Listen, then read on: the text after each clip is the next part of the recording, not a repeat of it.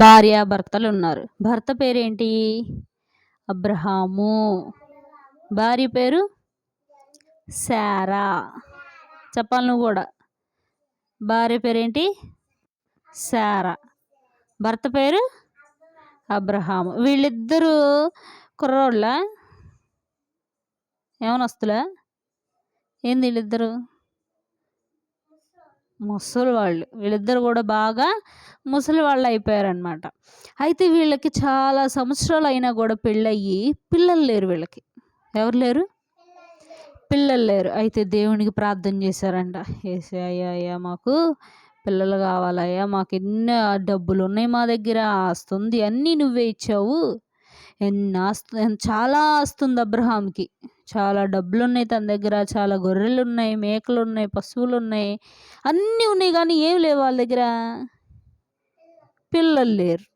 పిల్లలు లేకపోయేసరికి ఒకరోజు దేవునితో, యెహోవా దేవునితో వాళ్ళు చెప్పారు, అయ్యా ఎన్నున్నా ఏం లాభం మాకు, పిల్లలు లేరయ్యా అంటే, సరే మీరేం బాధపడబాకండి, మీకు ఖచ్చితంగా పిల్లలు పుడతారు, సారా ఖచ్చితంగా పిల్లలు పుడతారు అని చెప్తే, సరేనయ్యా అని చెప్పి దేవునికి ప్రార్థన చేసుకుంటూ ఉన్నారు వీళ్ళిద్దరు. ఎవరు వీళ్ళిద్దరు? అబ్రహాము, భార్య పేరు శారా. అబ్రహాము, భార్య పేరేంటి? శారా. వీళ్ళిద్దరు రోజు ప్రార్థన చేసుకుంటూ ఉంటే ఒకరోజు అనుకున్నట్టుగానే శారా బిడ్డకి జన్మనిచ్చింది. ఎవరిని కనింది శారా? మగబిడ్డని కనింది. ఎవరిని? మగబిడ్డ అంటే అమ్మాయి అబ్బాయా? అమ్మాయి అబ్బాయా? అబ్బాయిని కనింది, కొడుకుని. ఆ పిల్లోడికి ఇస్సాకు అనే పేరు పెట్టింది. ఏం పేరు? ఇస్సాకు అని పేరు పెట్టి. అయితే లేక పుట్టాడు కదా వాళ్ళ కొడుకు.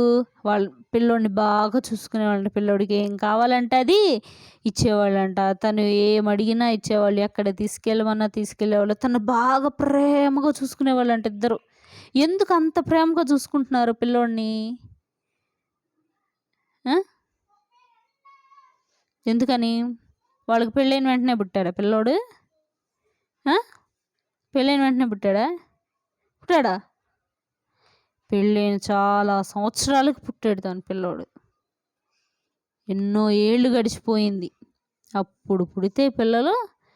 అందుకని లేక ఫస్ట్ ఎవరు పుట్టారు? అమ్మాయి అబ్బాయా? లేక పుట్టాడని చెప్పి తనని ప్రేమగా చూసుకున్నాడు. తనకు పప్పలు కావాలంటే పప్పలు కొనిచ్చారు. బయటకు ఊరికి ఎక్కడికైనా వెళ్ళాలంటే ఊరికి తీసుకెళ్ళేవాళ్ళు. మంచి బట్టలు వేశారు. తనకి ఏం కావాలంటే ఇచ్చేవాళ్ళంట.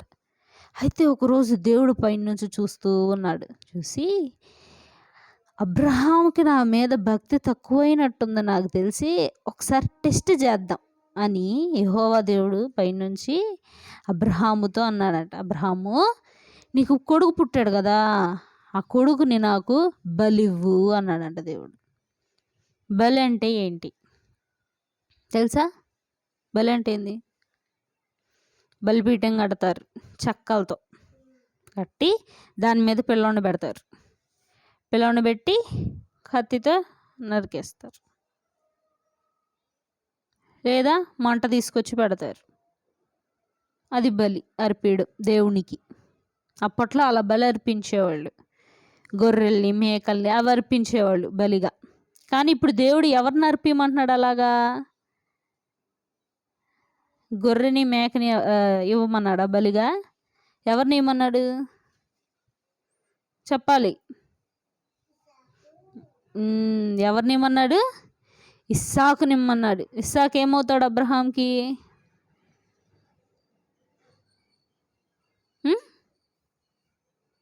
కొడుకు కదా, లేక పుట్టిన కొడుకు కదా ఇస్సాకు, అవునా కదా? అయితే దేవుడు నువ్వు బలి ఇవ్వాలి ఇస్సాకు నాకంటే, ఇప్పుడు అబ్రహాము బలి ఇస్తానంటాడా? లేదయ్యా నాకు లేక పుట్టాడు పిల్లోడు, నేను బలి అంటాడా? చెప్పండి. ఈయననే అంటాడా? ఇస్తాడా? ఈడ. కానీ దేవుడు చెప్పాడని చెప్పి అబ్రహాము కొడుకుని తీసుకొని వెళ్తున్నాడు. అర్థమైందా? ఎవరిని తీసుకొని? కొడుకుని తీసుకొని ఎక్కడికి వెళ్తున్నాడు? సీనాయి పర్వతం మీదకి వెళ్తున్నాడు. ఎక్కడికి? ఆ పర్వతం పేరేంటి? కొండ అనమాట. కొండ మీదకి వెళ్ళి బలి అర్పిస్తాడు. కొండకు కూడా పేరుంది. కొండలకు కూడా ఉంటాయి పేర్లు.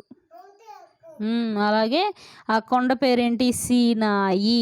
ఏంటి ఆ కొండ పేరు? అక్కడికి వెళ్ళి ఒక కొడుకుని తీసుకొని వెళ్తూ ఉన్నాడు అబ్రహాము. మాట్లాడవద్దు. ఎవరిని తీసుకొని వెళ్తున్నాడు అబ్రహాము? పిల్లోడిని తీసుకొని వెళ్తున్నారు. తన పేరేంటి? పిల్లోడి పేరు ఇస్సాకు. తనని తీసుకొని వెళ్తూ ఉంటే ఇస్సాకు దారిలో అడిగాడంట, నానా దేవునికి బలి అర్పియాలంటున్నావు కదా, బాగానే ఉంది, మరి గొర్రె కానీ మేక కానీ దూడ కానీ ఏదో ఒకటి ఉండాలి కదా, జంతువేది, మనమేం తీసుకెళ్ళలేదు జంతువుని అన్నారంట. అప్పుడు వాళ్ళ నాన్న ఏం మాట్లాడాల. ఎందుకని? ఎవరిని అర్పిస్తుంది బలిగా? మేకనా గొర్రెనా? దేన్ని? ఎవరిని బలి అర్పించడానికి తీసుకెళ్తున్నాడు అబ్రహాము? చెప్పండి. మేకనా? ఎవరిని అర్పిమన్నాడు దేవుడు? బలిగా ఎవరిని ఇవ్వమన్నాడు? కొడుకునే ఇవ్వమన్నాడు. ఆ కొడుకు పేరేంటి? ఇస్సాకు. తననే బలిగా ఇవ్వు నాకు అంటే ఈయనన్నాడు ఇస్తానన్నాడు. ఇప్పుడు ఇస్తానని ఎక్కడ తీసుకెళ్తున్నాడు? కొండ మీదకి తీసుకెళ్తున్నాడు. ఆ కొండ పేరేంటి? సీనాయి. తీసుకెళ్తూ ఉంటే అప్పుడు అబ్రహాముని ప్రశ్న అడగంగానే ఇస్సాకు తను అన్నాడు, దేవుడే చూసుకుంటాడులే అయ్యా, దేవుడే అప్పటికప్పుడు ఏదో ఒకటి ఇస్తాడులే అంటే సరే నాన్న అని వెళ్ళాడు. తర్వాత ఇస్సాకుని పెట్టాడు బలిపీఠం మీద. కత్తి తీసుకున్నాడు. తీసుకొని తనని చంపేయడం ఇష్టమేనా అబ్రహాంకి? ఎందుకు ఇష్టం లేదు? కొడుకు కాబట్టి. ఇప్పుడు అమ్మోళ్ళు మనల్ని చంపేస్తారా? ఏమన్నా చంపుతారా? ఎందుకని? మనం అంటే ఇష్టం, మనం కన్నా బిడ్డలం కదా, అందుకని మనల్ని ఏం చేయరు కదా వాళ్ళు. మనల్ని కొట్టడం తిట్టడం వాళ్ళకి ఇష్టమా? బాగా ఇష్టమా? అమ్మోళ్ళకి ఇష్టం లేదు కదా. అట్టాగా అబ్రహాం కూడా ఇష్టం లేదు. కానీ ఎవరు అడిగారు బలీమని? దేవుడు అడిగాడు కాబట్టి దేవునికి భయపడి ఖచ్చితంగా దేవుడు చెప్పించి చెయ్యాలని తను ఏం చేశాడు? పైకి తీసుకొచ్చి బలి అర్పించడానికి అలా కత్తి మెడ మీద అలా వేయబోతుంటే దేవుడు ఒక్కసారిగా ఇటు చూడాలి, దేవుడు ఒక్కసారిగా ఆగిపో అన్నాడు. ఏమన్నాడు దేవుడు? ఆగన్నాడు. పొడిచేశాడు. అప్పుడు బలి అర్పించేశాడు. అప్పుడే అర్పిలా ఇంకా అలా అర్పించబోతుండగా దేవుడు ఏమన్నాడు? ఆగమన్నాడు. అయ్యా ఏందయ్యా ఆగమన్నావు అంటే, నువ్వు బలిస్తావో లేదో, ఇస్సాకుని ఇంతవరకు తీసుకొస్తావో లేదో అని టెస్ట్ పెట్టాను నీకు, కానీ ఆ టెస్ట్లో పాస్ అయ్యావు. నువ్వు నోటి మీద వేయాలి. ఆ టెస్ట్లో నువ్వు పాస్ అయ్యావు కాబట్టి నువ్వు ఇస్సాకుని తీసేయి దాని మీద నుంచి. అదిగో అక్కడ కనబడుతుంది కదా, ఆ గొర్రెపిల్లని తీసుకొచ్చి బలిచ్చే అన్నాడు. సరేనని చెప్పి ఆ గొర్రెపిల్లని తీసుకొచ్చి బలిస్తాడు అక్కడ. అప్పుడు దేవుడు నిజంగా అబ్రహాము నాకెంతో నమ్మకంగా ఉన్నాడు, తిని చక్కగా నేను పెట్టిన పరీక్ష పాస్ అయ్యాడని చెప్పి దేవుడు కూడా ఆనందపడతాడు. అలాగా అబ్రహాము కూడా నా కొడుకు నాకు దక్కాడే అని చెప్పి ఆనందపడతాడు. తర్వాత వాళ్ళిద్దరూ కలిసి తిరిగి ఇంటికి వెళ్ళిపోతారనమాట. కాబట్టి ఈ కథ ద్వారా మనం ఏం తెలుసుకోవాలి చెప్పండి? ఎవరిని గుర్తుపెట్టుకోవాలి? మనం ఎప్పుడూ కూడా యేసయ్యకి ప్రార్థన చేస్తూ ఉంటే మనకేం కావాలన్నా కూడా ఇస్తాడు యేసయ్య. అర్థమైందా? అది ఈరోజు ఇవ్వచ్చు, రేపు ఇవ్వచ్చు, ఎల్లుండి ఇవ్వచ్చు, లేదా వచ్చే సంవత్సరం ఇవ్వచ్చు, వచ్చే సంవత్సరం ఇవ్వచ్చు. ఎప్పుడైనా కానీ దేవుడు ఖచ్చితంగా ఇస్తాడు. మనం ఏం చేయాలి? ప్రార్థన చేయాలి ఖచ్చితంగా. ఇప్పుడు అబ్రహాము వాళ్ళు ముసలోళ్ళు అయిపోయినా కూడా ప్రార్థన చేశారా లేదా? పిల్లలు కావాలని చేశారా లేదా? ఆ ముసలోళ్ళు అయ్యాక మాకు ఎందుకులే ఇంకా పిల్లలు అన్నారా? అనలా కదా, ప్రార్థన చేశారు. అలాగే మీరు కూడా ఎప్పుడు ప్రార్థన చేస్తూ ఉండాలి. యేసయ్యకి ఎప్పుడు ప్రార్థన చేస్తూ ఉంటే మీకేం కావాలంటే అది. అర్థమైందా? మీరు ఏది అడిగినా కూడా ఖచ్చితంగా ఇస్తాడు యేసయ్య. లేట్ అయినా కూడా మీరు అడిగింది ఇస్తాడు దేవుడు. అర్థమైందా? సరే, అందరం మోకరించండి, చేతులు. అందరం మీకేం కావాలో యేసయ్యని అడగండి.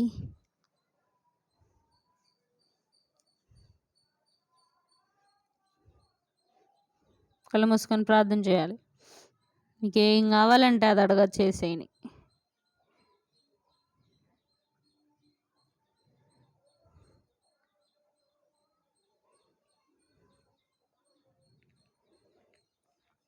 మీరు ఇచ్చిన గొప్ప సమయంని బట్టి మీకు వందనాలు, స్తుతి స్తోత్రాలు నాయన.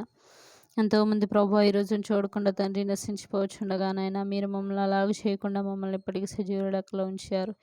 అందుని బట్టి వందనాలు తండ్రి. అలాగే నేను ఈరోజు కొండపట్ల పాలెంలో సండే స్కూల్కి మీరు నడిపించినటువంటి విధానం బట్టి వందనాలు నాయన. బిడ్డలు చేసినటువంటి యాక్షన్ సాంగ్స్ ద్వారా, పాడిన పాటల ద్వారా మీ నామం మహింపరచబడిందని నమ్ముచున్నాం తండ్రి. అలాగే నాయన, బిడ్డలు విన్న కథ మర్చిపోకుండా గుర్తుపెట్టుకునే జ్ఞానమును దయచేయండి నాయన తండ్రి. అలాగైతే అబ్రహాము ప్రభు, సారా వీరిద్దరూ కూడా తండ్రి నేను వృద్ధాప్యంలో ఉన్నప్పటికీ కూడా ప్రభు నీ యందు నమ్మకి ఉంచి తండ్రి నైనా నీవు కుమారుని ఇస్తావని నమ్మకంతో నీ మీద ఎలాగైతే విశ్వాసం ఉంచి ఉన్నారో ప్రభు, ఈ బిడ్డలు కూడా తండ్రి వారు అడిగినది ప్రభు నీవు ఇస్తావనే నమ్మకంతో ప్రభు రోజు నిన్ను స్తుతించి గణపరచే గొప్ప భాగ్యము నీ బిడ్డలకు దయచేయండి ప్రభు తండ్రి. వీరేడు తగ్గక ప్రార్థన చేస్తున్నాయన తండ్రి, మీకు మహిమ కలుగుటకు ప్రభు ఈ బిడ్డల్ని మీరే తీర్చిదిద్దామని కోరుకుంటున్నాం తండ్రి. మీ అందు భయము భక్తి కలిగి బిడ్డలు జీవించుటకు సాయం చేయండి నాయన. వీరు ఆటపాటలో తోడుగా ఉండండి తండ్రి. వీరమ్మ నాన్న చేత కష్టార్జితాన్ని మీరు దీవించి ఆశీర్వదించండి నాయన. బిడ్డలు అడుగుచున్నటువంటి నేను ప్రతి ఒక్కటి జ్ఞాపకం చేసుకోండి ప్రభు తండ్రి. వారికి కావాల్సిన అవసరతలను నీవే తీర్చమని కోరుకుంటున్నాం తండ్రి. యేసయ్య నా యొక్క చిన్న ప్రార్థన మీ పాదాలు చెందకు చేర్చుకోమని నా ప్రియుడు నా ప్రియరక్షకుడైన యేసుక్రీస్తు వారి పరిశుద్ధ నామములో ప్రార్థన చేసి అడిగి వేడుకొని చూపొంది ఉన్నాము తండ్రి. ఆమేన్.